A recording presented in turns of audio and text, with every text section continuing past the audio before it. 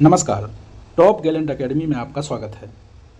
MP assistant professor exam 2024 का जो paper 1 general study है, इस पेपर की संपूर्ण तैयारी हमारे यूट्यूब चैनल के माध्यम से करवाई जा रही है। MP assistant professor exam paper 1 से संबंधित यह क्लास सेकंड है और इस क्लास में हम एमपी जीके से संबंधित 20 मोस्ट इम्पोर्टेंट एमसीक्यू डिस्कस करेंगे और यह एमसीक्यू निश्चित रूप से एमपी असिस्टेंट प्रोफेसर एग्जाम 2024 में आपके लिए लाभदायक सिद्ध होंगे। हमारे टेलीग्राम चैनल पर आपको डेली फ्री कंटेंट प्रोवाइड कराया जाता है। फ्री कंटेंट में शामिल होता है daily current affair, MP GK से संबंधित कुछ महत्वपूर्ण फैक्ट। तो इस फ्री कंटेंट का लाभ उठाने के लिए आप हमारे टेलीग्राम चैनल के साथ जरूर जुड़िए, जिसकी लिंक आपको इस वीडियो की डिस्क्रिप्शन में मिल जाएगी। इसके अलावा अधिक जानकारी, अपडेट, इन्फॉर्मेशन के लिए आप हमारे सभी डिजिटल प्लेटफॉर्म के साथ जरूर जुड़िए। इन सभी प्लेटफॉर्म की लिंक आपको इस वीडियो की डिस्क्रिप्शन में मिल जाएगी। इसके अलावा आप गाइडेंस के लिए दिए गए नंबर पर कॉल कर सकते हैं। तो चलिए शुरू करते हैं क्लास सेकंड। पहला प्रश्न है, भोपाल में ऋषि गैस का नाम क्या है? ऑप्शन है मिथाइल आइसोसाइनेट, सल्फर डाइऑक्साइड या मिथाइल आइसोसाइनाइड। तो इस प्रश्न का सही आंसर है मिथाइल आइसोसाइनेट। भोपाल गैस त्रासदी जो कि कब हुई थी? 2 और 3 दिसंबर 1984 को। भोपाल में एक कंपनी थी यूनियन कार्बाइड, जो कि अमेरिका की एक कीटनाशक कंपनी थी। इस कंपनी से मिथाइल आइसोसाइनेट गैस, जो कि जहरीली गैस थी, इस गैस के रिसाव से भोपाल में कई हजारों लोगों की मौत हो गई थी। अगला प्रश्न है, मध्य प्रदेश भारत का कौन सा राज्य है जिसने आत्मनिर्भर होने का रोड मैप लॉन्च किया है? ऑप्शन है पहला, दूसरा, तीसरा या चौथा। तो इस प्रश्न का सही आंसर है पहला। मध्य प्रदेश भारत का पहला राज्य है जिसने आत्मनिर्भर रोड मैप जारी किया है। मध्य प्रदेश द्वारा यह आत्मनिर्भर रोड मैप जारी किया गया था 2020 में, और इस आत्मनिर्भर रोड मैप का लक्ष्य था मध्य प्रदेश को 2023 तक आत्मनिर्भर बनाना।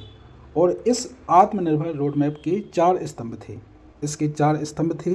पहला था भौतिक अधोसंरचना, दूसरा था शासन, तीसरा था शिक्षा और स्वास्थ्य, और चौथा था अर्थव्यवस्था एवं रोजगार। अगला प्रश्न है, मध्य प्रदेश की मुर्गी के उस प्रकार का नाम बताइए जिसे जीआई टैग प्रदान किया गया है। ऑप्शन है कड़कनाथ, गिरिराज, बनराज या बुसरा। तो इस प्रश्न का सही आंसर है कड़कनाथ। जो कड़कनाथ मुर्गा है, यह मध्य प्रदेश के झाबुआ और अलीराजपुर ज़िले में पाया जाता है। इस मुर्गे को, कड़कनाथ मुर्गे को 2018-19 में जीआई टैग प्राप्त हुआ था मध्य प्रदेश को। और इस मुर्गे की जो खास बात है वह यह है कि यह काले रंग का होता है। अगला प्रश्न है, मध्य प्रदेश का इंट्रानेट आधारित सरकार से नागरिक सेवा वितरण पहल निम्न में से कौन सा है? ऑप्शन है खजाने, भूमि, लोकवाणी या ज्ञानदूत। तो इस प्रश्न का सही आंसर है ऑप्शन डी, ज्ञानदूत। जो कार्यक्रम है वह मध्य प्रदेश का एक सरकार टू नागरिक आधारित एक ई गवर्नेंस प्रोग्राम है, और यह लॉन्च किया गया था 2000 में। कहाँ से? धार जिले से। वहीं आपको बता दूं कि जो खजाने हैं यह किसका है? कर्नाटक का। भूमि भी कर्नाटक का है, और जो लोकवाणी है यह किसका है? उत्तर प्रदेश का। अगला प्रश्न है, निम्नलिखित में से मध्य प्रदेश का कौन सा शहर झीलों के शहर के रूप में जाना जाता है? ऑप्शन है खजुराहो, भोपाल, इंदौर या उज्जैन। तो इस प्रश्न का सही आंसर है भोपाल शहर, जो कि मध्य प्रदेश की राजधानी है। इसको झीलों के शहर के नाम से जाना जाता है क्योंकि भोपाल में कई प्राकृतिक एवं कृत्रिम झीलें हैं। कुछ झीलों के नाम इस प्रकार हैं: अपर झील, लोअर झील, शाहपुरा झील, बड़ी झील। अगला प्रश्न है, प्राचीन शहर जिसे परित्यक्त शहर कहा जाता है, ऑप्शन है मुरैना, धार, मांडू या रीवा। तो इस प्रश्न का सही आंसर है ऑप्शन सी, मांडू। जो मध्य प्रदेश का मांडू शहर है, इसको परित्यक्त शहर कहा जाता है। जब कोई शहर प्राकृतिक एवं मानव कारकों के कारण नष्ट हो जाता है तो उसके अवशेषों को परित्यक्त शहर कहा जाता है। और जो यह मांडू है, यह आपको मिलेगा मध्य प्रदेश के धार जिले में, और मांडू को कहा जाता है सिटी ऑफ जॉय। मांडू में आपको बहुत सारे महल मिलेंगे, जैसे असरफी महल, जहाज महल, हिंडोला महल, रानी रूपमती का महल। अगला प्रश्न है, मध्य प्रदेश के निम्नलिखित स्थानों में से कौन सा सतपुड़ा की रानी के नाम से भी जाना जाता है? ऑप्शन है जबलपुर, मांडू, पचमढ़ी या मड़ई। तो इस प्रश्न का सही आंसर है ऑप्शन सी, पचमढ़ी को मध्य प्रदेश में सतपुड़ा की रानी के नाम से जाना जाता है। यह जो पचमढ़ी है, यह कहाँ है? मध्य प्रदेश के नर्मदापुरम जिले में, और यह मध्य प्रदेश का एकमात्र हिल स्टेशन है। पचमढ़ी में ही आपको मध्य प्रदेश की सबसे ऊंची चोटी जो है धूपगढ़ मिलेगी, जिसकी ऊंचाई कितनी है? 1350 मीटर। अगला प्रश्न है, मध्य प्रदेश का Sanjay Gandhi thermal power station कहाँ स्थित है? ऑप्शन है उमरिया, शहडोल, हरदा या शिवपुरी। तो इस प्रश्न का सही आंसर है ऑप्शन ए, जो Sanjay Gandhi thermal power station है, यह आपको मिलेगा उमरिया ज़िले के बिरसिंहपुर में, और यह स्थापित किया गया था कब? 1993 में यह स्टेशन स्थापित किया गया था। अगला प्रश्न है, निम्नलिखित में से किस स्थान पर मेघदूत गार्डन या उपवन स्थित है? ऑप्शन है इंदौर, डिंडोरी, मांडू या ग्वालियर। तो इस प्रश्न का सही आंसर है ऑप्शन ए, इंदौर में आपको क्या मिलेगा? मेघदूत गार्डन। आप सभी जानते ही होंगे कि जो इंदौर है वह भारत का सबसे स्वच्छ शहर है। अगला प्रश्न है, मध्य प्रदेश में नर्मदा हर्बल पार्क कहाँ स्थित है? ऑप्शन है जबलपुर, नरसिंहपुर, होशंगाबाद या रायसेन। तो इस प्रश्न का सही आंसर है ऑप्शन सी, होशंगाबाद में नर्मदा हर्बल पार्क स्थित है। होशंगाबाद जिले का नाम बदलकर अब कर दिया गया है नर्मदापुरम। अगला प्रश्न है, किसको मध्य प्रदेश के शिमला के रूप में जाना जाता है? शिमला जो कि हिमाचल प्रदेश की राजधानी है, तो आपको बताना है कि मध्य प्रदेश में किसको शिमला के नाम से जाना जाता है। ऑप्शन है शिवपुरी, ग्वालियर, इंदौर या जबलपुर। तो इस प्रश्न का सही आंसर है शिवपुरी। मध्य प्रदेश के शिवपुरी को मध्य प्रदेश के शिमला के रूप में जाना जाता है।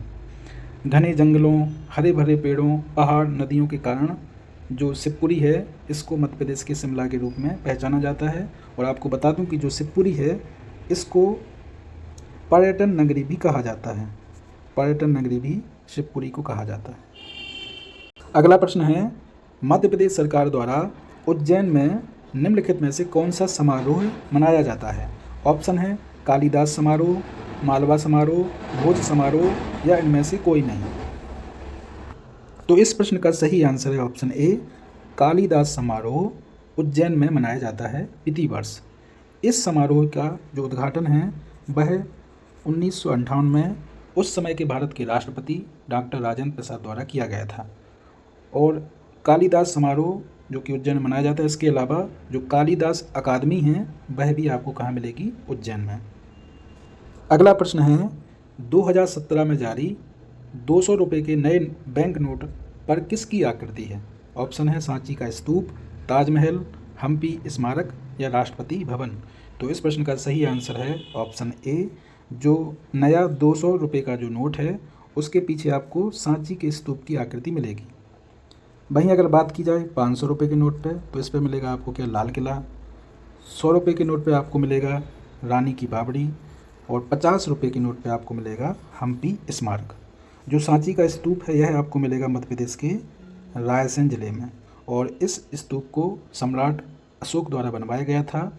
और इस सांची के स्तूप को 1989 में यूनेस्को द्वारा एक विश्व विरासत स्थल घोषित कर दिया गया था। अगला प्रश्न है, निम्नलिखित में से कौन सा मध्य प्रदेश में पहला ISO 9001 प्रमाणित रेलवे स्टेशन है? ऑप्शन है हबीबगंज, खुरई, इंदौर या भोपाल। तो इस प्रश्न का सही आंसर है ऑप्शन ए, जो हबीबगंज रेलवे स्टेशन है। यह मध्य प्रदेश का पहला ऐसा रेलवे स्टेशन है जिसको ISO 9001 प्रमाण पत्र दिया गया था। इस रेलवे स्टेशन का यानी हबीबगंज रेलवे स्टेशन का नाम बदलकर 2021 में क्या कर दिया गया, रानी कमलापति रेलवे स्टेशन। और यह स्टेशन मध्य प्रदेश का ही नहीं बल्कि भारत का ऐसा पहला रेलवे स्टेशन है जिसका अब निजीकरण यानी इसको प्राइवेट कर दिया गया है। और इसका जिसको यह प्राइवेट करके दिया गया है उसका नाम है बंसल ग्रुप। यानी अब इस रेलवे स्टेशन का संचालन बंसल ग्रुप, जो कि एक प्राइवेट कंपनी है, उसके द्वारा किया जाता है। अगला प्रश्न है, गुलाब सागर बांध किस जिला में है? ऑप्शन है सीधी जिला, चंबल घाटी। तो इस प्रश्न का सही आंसर है ऑप्शन डी, जो गुलाब सागर बांध है वह आपको मिलेगा सीधी जिला में, और यह बांध बनाया गया है महान नदी पर। अगला प्रश्न है, मध्य प्रदेश का वो जिला जिसके नाम का अर्थ मोर का स्थान है। ऑप्शन है मुरैना, धार, रीवा या रतलाम। तो इस प्रश्न का सही आंसर है ऑप्शन ए, जो मध्य प्रदेश का मुरैना जिला है इसके नाम का अर्थ क्या है, मोर का स्थान। और यह जो मुरैना जिला है यह चंबल संभाग है उसके अंतर्गत आता है, और यह मध्य प्रदेश का सबसे उत्तरी जिला है। अगला प्रश्न है, मध्य प्रदेश में करेंसी प्रिंटिंग प्रेस कहाँ है? ऑप्शन है देवास, नीमच, होशंगाबाद या गुना। तो इस प्रश्न का सही आंसर है ऑप्शन ए, देवास में आपको क्या मिलेगा, करेंसी प्रिंटिंग प्रेस।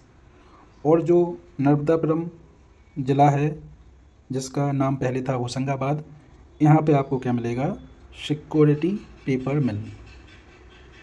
अगला प्रश्न है, तात्या टोपे की समाधि किस शहर में स्थित है? ऑप्शन है ग्वालियर, झांसी, उज्जैन या शिवपुरी। तो इस प्रश्न का सही आंसर है ऑप्शन डी, शिवपुरी में तात्या टोपे की समाधि आपको मिलेगी। तात्या टोपे जिन्होंने 1857 की क्रांति में झांसी ग्वालियर से लीडरशिप की थी, और इनको 1859 में शिवपुरी में फांसी दी गई थी, और इनका जो वास्तविक नाम था तात्या टोपे का वह था रामचंद्र पांडुरंग। अगला प्रश्न है, मध्य प्रदेश में खेसारी दाल पर प्रतिबंध है क्योंकि इसका कुप्रभाव निम्नलिखित पर होता है।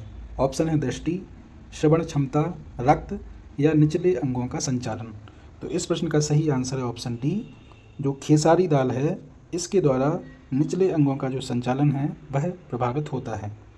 खेसारी दाल खाने से मनुष्य में अपंगता या जिसको कहते हैं लेथाइरस सेटाइवस यह बीमारी हो जाती है, और इस बीमारी से मनुष्य के निचले अंगों की हड्डियों में टेढ़ापन आ जाता है, जिससे इन निचले अंगों का संचालन रुक जाता है या प्रभावित होता है। आज की क्लास का अंतिम प्रश्न है जो कि आपको कमेंट करके बताना है। प्रश्न है, मध्य प्रदेश का सबसे पुराना विश्वविद्यालय कौन सा है? ऑप्शन है रानी दुर्गावती विश्वविद्यालय, बरकतुल्ला विश्वविद्यालय, डॉक्टर हरि सिंह गौड़ विश्वविद्यालय या देवी अहिल्याबाई विश्वविद्यालय। तो आप सभी इस प्रश्न का आंसर कमेंट करके बताइए।